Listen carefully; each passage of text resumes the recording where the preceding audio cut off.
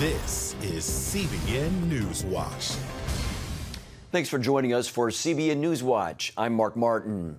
We begin with the Democratic National Convention closing tonight with Joe Biden officially accepting his party's presidential nomination. Last night, the Democratic Party's major figures out in full force presenting their vision for America while also comparing that with President Trump's America. House Speaker Nancy Pelosi, Hillary Clinton, and former President Barack Obama all accusing the president of putting his own interests ahead of the country's. Many of the speeches last night seemed to focus on the notion that democracy itself could be on the line in this upcoming election. This administration has shown it will tear our democracy down if that's what it takes for them to win. I did hope, for the sake of our country, that Donald Trump might show some interest in taking the job seriously, but he never did. What I know about Joe, what I know about Kamala, is that they actually care about every American. And joining us now with more is CBN Chief Political Analyst David Brody. David, with the convention wrapping up, what are the major takeaways so far? Well, I think the big takeaway is that Democrats are staying away from laying out any sort of liberal policy positions and trying to appeal to the Rust Belt, blue-collar, center-left Democrat. That's the playbook. And here's why, Mark. In essence, Democrat officials that I've been talking to say, look, we understand that it is orange man bad. And in other words, Donald Trump is going to rile up the progressive left no matter what. So they believe, even though you see a lot of folks like Barack Obama and others saying you got to get out to vote, you got to get out to vote. Well, obviously they do. But they believe that the energy on the left is going to be there no matter what, even if Biden isn't necessarily Bernie Sanders. They say, look, it's orange man bad, and that's going to be enough. So therefore, what they need to do is really work on those blue-collar, center-left Democrats, basically in the Rust Belt, Michigan, Pennsylvania, Wisconsin. That's the ticket to the White House, they believe, and that's why you've been hearing so much of that type of center-left talk this week at the Democratic National Convention. What can we expect of Joe Biden's acceptance speech? Well, look, Mark, just between you, me, the four walls, and everybody watching at home, it's a pretty low bar. I mean, let's be honest. He's going to be on prompter. He's 77. He's lost a step or two. We know this. And so he's going to be in the 10 o'clock hour on prompter, and the bar is low. And what I mean by the bar being low is that he can't stumble too much. He's going to have a couple of stumbles, but he can't look like he doesn't quite know where he's at. I mean, I'm not trying to be funny here. I'm being very serious. I mean, there's some real cognitive issues that he's going to have to deal with. And how is he going to look tonight? And I think that's going to be what I'm looking for, and what most of the country is going to either see a Joe Biden that looks like he's ready, that he can handle the job at 77, not 73, Mark, 77. If not, it could be a tragic night for Joe Biden. I mean, this is must-see TV tonight. I mean, if the prompter goes down, honestly, if the prompter goes down and he's not quite sure where to go, how's he going to ad-lib through some of this? I mean, it could be real nasty. There has been a lot of criticism of President Trump, David. Do you think we're going to see a strong response from Republicans next week during the Republican National Convention? Yeah, I mean, I think there's going to be some of that for sure. But look, I think ultimately, I mean, can the character attacks really work on Donald Trump anymore? I mean, everybody knows who Donald Trump is. So look, the Democrats tried to play the character issue in 2016. It didn't work. Now, the question here for Republicans and Donald Trump specifically is there too much water in the boat? In other words, will Joe Biden be able to win in 2020 based on the fact that everybody in the country, or at least enough of folks, are saying enough is enough? It's too much chaos. It's too much craziness. That's what the Biden campaign is banking on. But next week at the Republican National Convention, you're going to see quite a bit of results-oriented speeches. In essence, basically, this president can get things done. As much as you might not like him, he delivers. Okay. All right. David Brody, our chief political analyst, thank you so much for your insights on the convention, and I know you'll be watching it tonight. Well, for sure, Mark. Thank you. All right. Thank you, sir. And be sure to tune into Faith Nation this evening for more on this story and the latest from our nation's capital. Turning now to the coronavirus pandemic. New cases are going down in most parts of the country, but deaths are on the rise. There are now more than 5.5 million confirmed COVID-19 cases here in the U.S., and more than 173,000 Americans have died from the virus.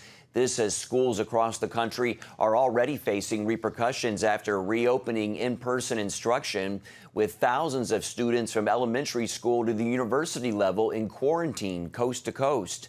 In Florida, the state's largest teachers union is suing to stop in-person learning as the state just recorded more than 10,000 deaths.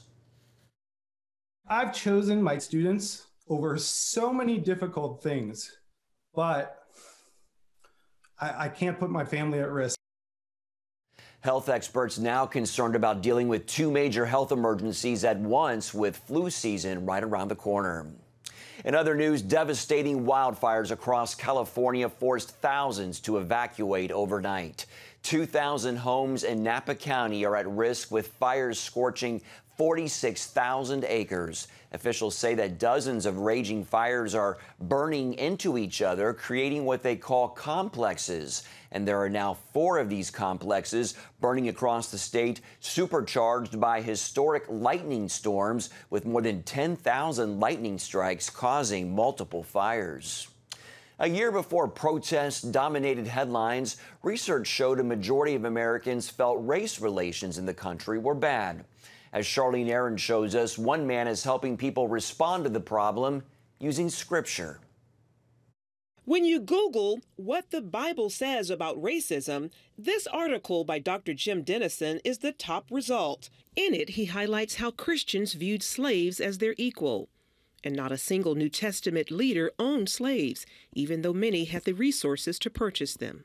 In light of the George Floyd case, Dennison says he's not surprised by the uptick in race-related inquiries. This is much more a present tense issue than we were willing to admit it was. And I think we're looking for biblical guidance now. Guidance that Dennison, a former pastor, eagerly shares. Jesus died for every person we know. God made all of us in Genesis 1. According to Genesis 3, we're all descended from the same mother. We are, as Paul said in Galatians 3, there's neither Jew nor Greek, slave nor free, male nor female. More than 1 million people seeking answers on topics from abortion to gender identity tune into his podcast and daily newsletter, as well as the Dennison Forum, a digital ministry that tackles current events from a biblical perspective. Through his extensive research, Dennison pushes back against the narrative that systemic racism doesn't exist in America. First of all, that's wrong. Those that would say that that's the case are simply misstating the facts. They're not understanding the realities that are before us today. That in the criminal justice system, you're far more likely to be sentenced for the same crime if you're black than if you're white. As regards employment, that you're 50% less likely to get hired for sending out resumes if you have an African-American name than if you have an Anglo-sounding name. Research shows the problem persists in many churches as well. For example, only 32% of white pastors strongly agree that my church is involved with racial reconciliation at the local level. 53% of African American pastors strongly agree with that statement. 56% of evangelicals believe that people of color are often put at a social disadvantage because of their race. 84% of blacks agree. All reasons why Dennison calls on believers to pray and respond, as Peter did in Acts chapter 10, when he said, "God has shown me that I should not call anyone impure or unclean." You start by getting alone with God and saying, Lord, show me, just like Peter, where this is in my heart. Reveal this to me, Lord. Despite the nation's racial divide, Dennison is hopeful the church can lead the way. Jesus is still king.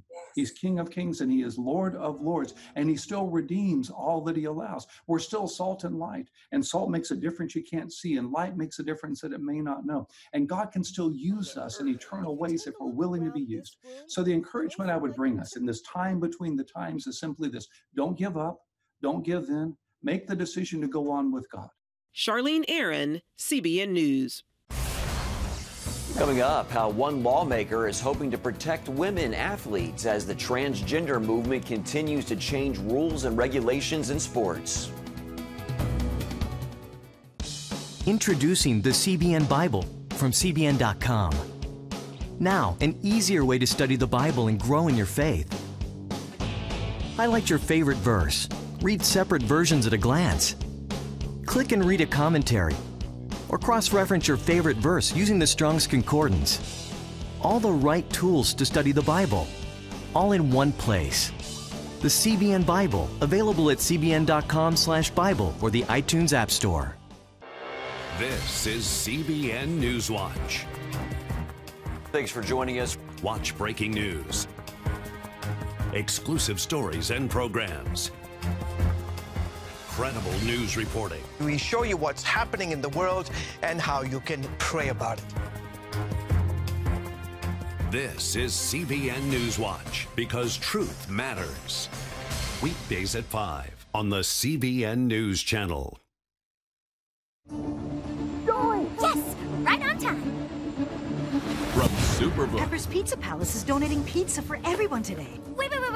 I have big plans today. Trust in God even when times are tough. He has a plan for your life. Hey, we're gonna be late for the grand opening. My parents want me to help with this outreach thing, feeding the community. What am I supposed to do here? Superbook! Join the Superbook Club and get Superbook The Birth of Moses, plus 2 copies to share with others, all for your gift of only $25. Pharaoh ordered all newborn Hebrew boys thrown into the Nile River, and I have a 3-month-old brother. The Birth of Moses. Yours for a gift of only $25. What will you do the next time the soldiers come? I do not know, but I trust God has a plan for all of us.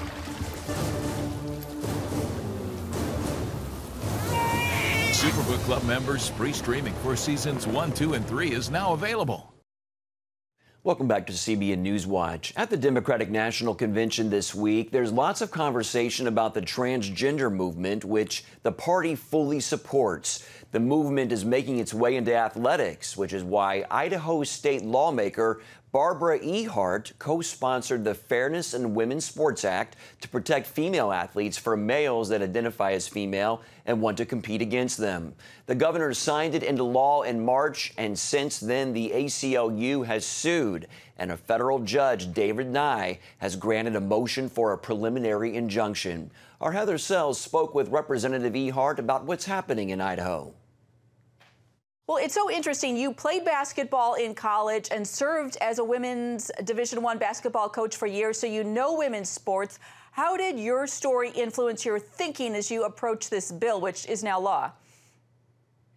Well, people have to understand that if you're my age or older, I was born in the 60s, I grew up in the 70s, and the opportunities that were available to me were so few. It was anticipated when I was growing up that I would probably be, a stay-at-home mom, which would have been great, but I never ended up getting married. My options were like stay-at-home mom to be a secretary, something along that lines, very limited opportunities. And when people had asked me what I wanted to do when I grew up, I would tell them that I wanted to play sports. And I literally was told, that's not what girls do. And so in 1972, when Title IX was passed, I had no idea as a little girl how much that would change my life. Title IX changed my life. And so as I held on to my dreams and kept working and had an opportunity to play in junior high there in the late 70s, something a lot of young girls didn't have an opportunity, then to play at high school, play collegiately, and then to go on and coach Division I women's basketball for 15 years at 4 fantastic institutions, even as a head coach. It was life-changing. And so knowing the direction that women's sports has found itself, where biological boys and men have been entering, and not just entering, winning, dominating, I felt it was important to protect those opportunities for young girls and women, to protect those opportunities just as they had been done for me, just as women before me have paved that path forward. I do feel and have felt a responsibility to do that for those who were to follow after me. Well, as you know, Judge Nye wrote in his recent ruling that, quote, the state has not identified a legitimate interest served by the act that the pre-existing rules in Idaho did not already address, other than an invalid interest of excluding transgender women and girls from women's sports entirely, regardless of their physiological characteristics. What is your response to that ruling from the judge? Well, it's unfortunate. sometimes it's difficult to understand athletics and sports if you haven't been a participant in it.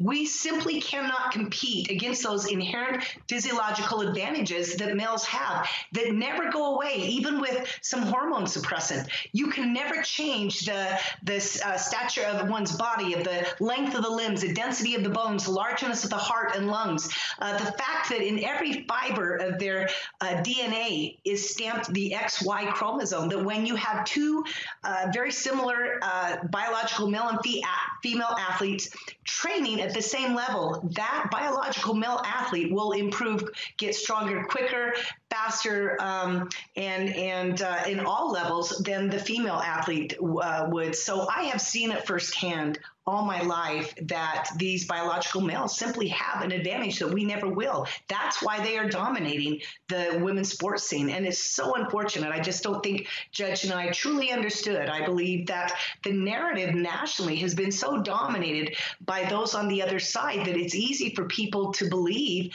that narrative and fail to see that the whole reason Title IX was put into place in 1972 was because as females, we couldn't compete with our male counterparts. And if we ask you about that national conversation, if I can interrupt you, because of course at the Democratic National Convention this week, there's a lot of talk about kids who identify as transgender, concerns about their mental health, physical health. What is your response to people who say that you're not concerned about these kids, and in particular athletes who identify as transgender? Well, it's simply not true. I actually support all people in deciding who and what they want to be. I mean, if someone wants to identify as a biological, as a female, that is fantastic. I support their choice 100%. But this is a truism in life. Though they have and can make those choices, none of us are free to choose the consequences. Those consequences in life and whatever we do will be chosen oftentimes for us. And this is one of those areas in the arena of sport, biological boys and men should not be allowed to compete with women. And keep this in mind, too, that this legislation does not prevent a biological boy or male from competing.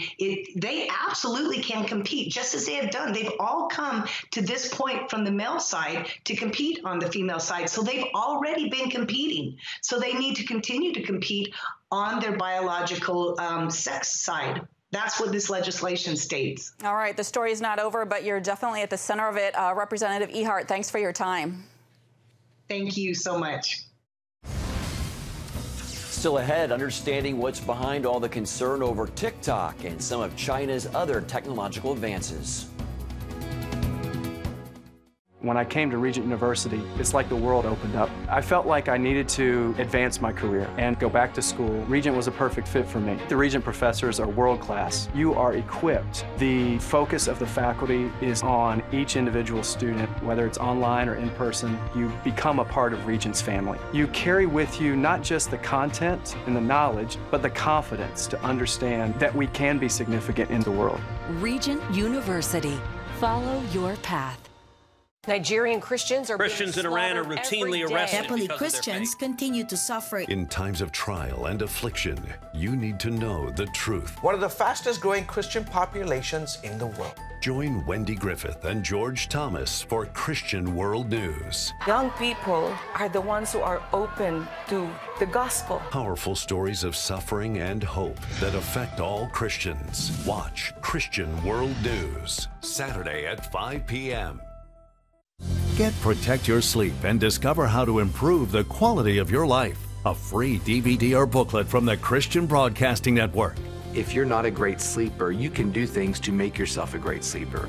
If you're already a pretty good sleeper, you can enhance your sleep and be even better. 5 leading experts help remove the obstacles between you and restorative sleep. When you don't get a restful night's sleep, you wake up with an accumulation of stress. Call 1-800-700-7000 or go to CBN.com to get your free DVD or booklet today. Everything you do better with a good night's sleep. You'll discover how food affects your sleep, how to put insomnia to rest, explore effective remedies for sleep apnea, and much more in Protect Your Sleep. Wake up to your best life and get Protect Your Sleep today. Call 1-800-700-7000 or go to CBN.com to get your free DVD or booklet. Thanks for staying with us. The clock is ticking against the popular Chinese social media platform TikTok. President Trump has given its parent company until November 12th to sell its U.S. assets if it is continuing to operate in the United States. China expert Gordon Chang tells CBN's Gary Lane about why Americans should be concerned about China's rapid tech advances. TikTok, people talk about it as surveilling U.S. users, and yes, it does. Apple caught it twice this year, in April and June, doing that. But also TikTok, many people believe, has been surreptitiously downloading software on user devices. And the biggest sin of all is China's manipulation of American political opinion through TikTok. TikTok has very powerful artificial intelligence. They use it to influence Americans by the videos that they see, because those are curated by algorithms that are actually developed in Beijing and then inserted into the TikTok software in the United States.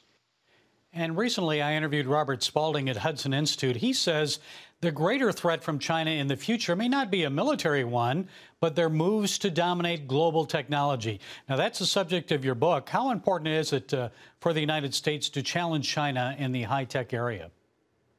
Well, it's absolutely critical, because high technology is going to dominate the economy of the world, and we want Americans to have that technology. China's been stealing it by hundreds of billions of dollars a year of intellectual property, and so clearly Beijing feels this is important. Xi Jinping, the Chinese ruler, has his Made in China 2025 plan to dominate first 10 and now 11 critical tech sectors. So this is the space race of the 21st century. And how about Chinese efforts, Gordon, to change the outcome of the November election? You alluded to this about influence on social media like TikTok.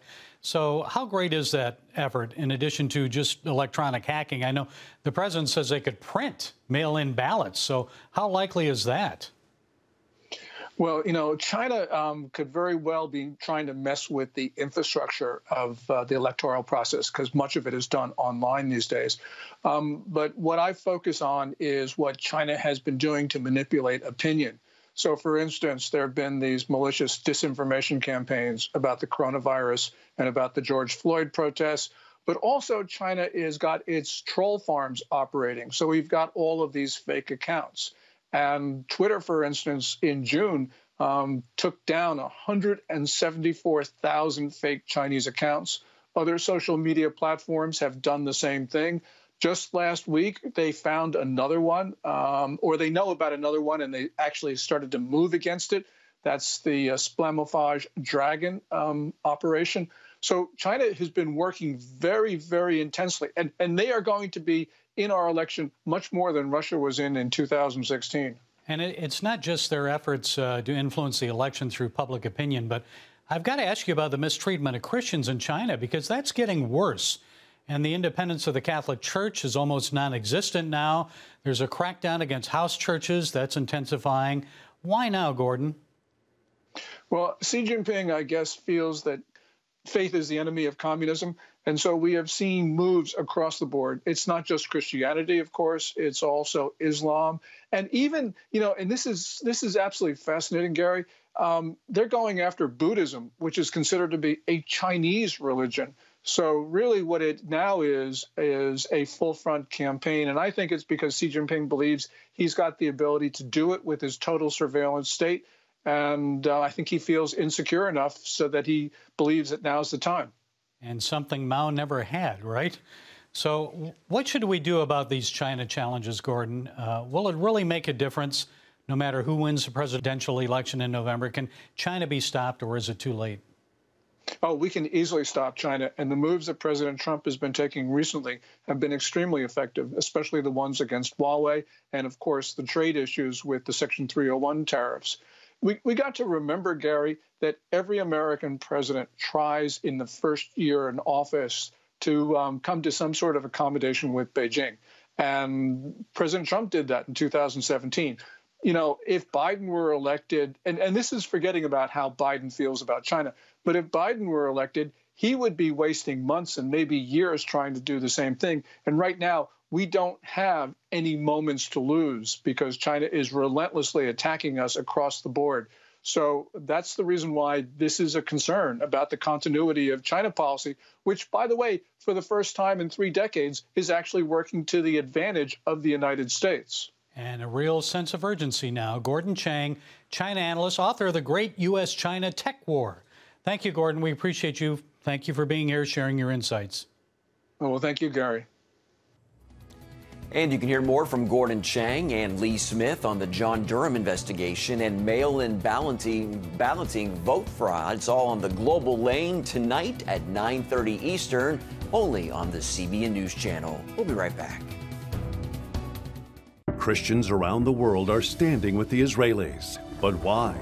In CBN's free magazine, Friends of Israel, you'll discover why Christians are supporting the Jewish state, how Israel is fulfilling prophecy as a light to the nations, and ways you can pray for the people of Israel. Israel needs the support of friends like you. Call now or go to cbn.com to get your free copy of Friends of Israel. Heavenly Father, we do thank you for the work of your Spirit, Lord God, with this movement of getting the Bible, yes, Lord, into public schools.